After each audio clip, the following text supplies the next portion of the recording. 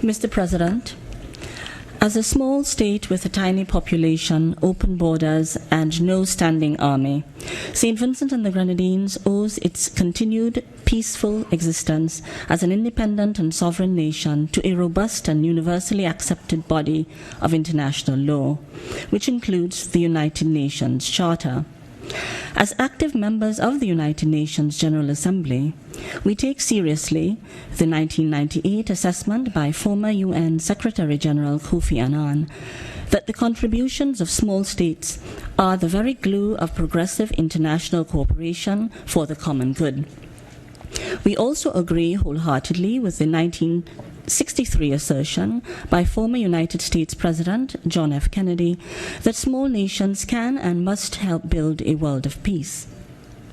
One of the essential contributions to be made by small states like ours is the tireless advocacy for timeless principles enshrined in international law. With no ideological or geostrategic axes to grind, we consider it our solemn obligation to not only articulate these principles, but to ensure that they are applied consistently and upheld in the international community as universal truths, rather than selective, uneven, and unpredictable tools to further hegemonic or great power ambition.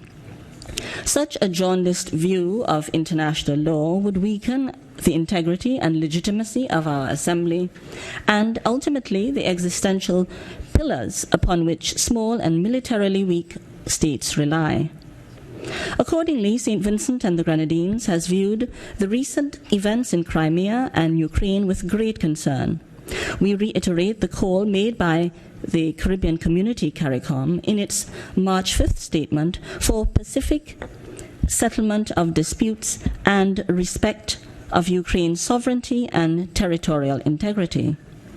Secessionist referenda and referenda on sovereignty by ethnically and historically distinct inhabitants of a particular geographic space should not be manipulated or selectively accepted by would-be imperial powers. We note the sad irony that those most supportive of Kosovo's unilateral declaration of independence now reject that of Crimea, while those with the strongest arguments against the ICJ decision on the legality of the Kosovar UDI now cite it approvingly. We note also that those who have advised Argentina to take careful note of the views of 99% of the residents in Islas Malvinas are now branding as invalid the opinions of 97% of the residents of Crimea. St. Vincent and the Grenadines also recalls that the principles advanced to justify intervention in Ukraine are eerily similar to those posited 31 years ago in the context of our CARICOM neighbor, Grenada.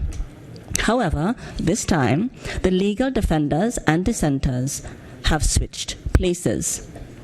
St. Vincent and the Grenadines has long advocated and advanced the principle of territorial integrity, even in the case of ongoing civil war and sectarian unrest. Similarly, St. Vincent and the Grenadines stoutly defends Article 2, Item 4 of the UN Charter, which prohibits the threat or use of force against territorial integrity or political independence of any state. We also view the principle of self-determination for non-implanted population, particularly in the context of decolonization, to be sacrosanct. Unfortunately, the nature of today's resolution and the arguments of its chief proponents have called into question the universal and consistent applicability of international law in these and similar instances. Despite our real and continuing concerns with the events that have taken place in Crimea and Ukraine, we view today's resolution as motivated more by the principles than principles. Many of the major powers on either side of this particular dispute have reversed their long-standing positions on similar conflicts and are now on record as contradicting themselves, notwithstanding their efforts to find legal and factual distinctions. Also, it is regrettable that this Assembly has failed to consider the historical context of this particular geopolitical dispute and the nature of the recent change of regime in Ukraine. Mr. President, these concerns have compelled St. Vincent and the Grenadines to abstain on this resolution.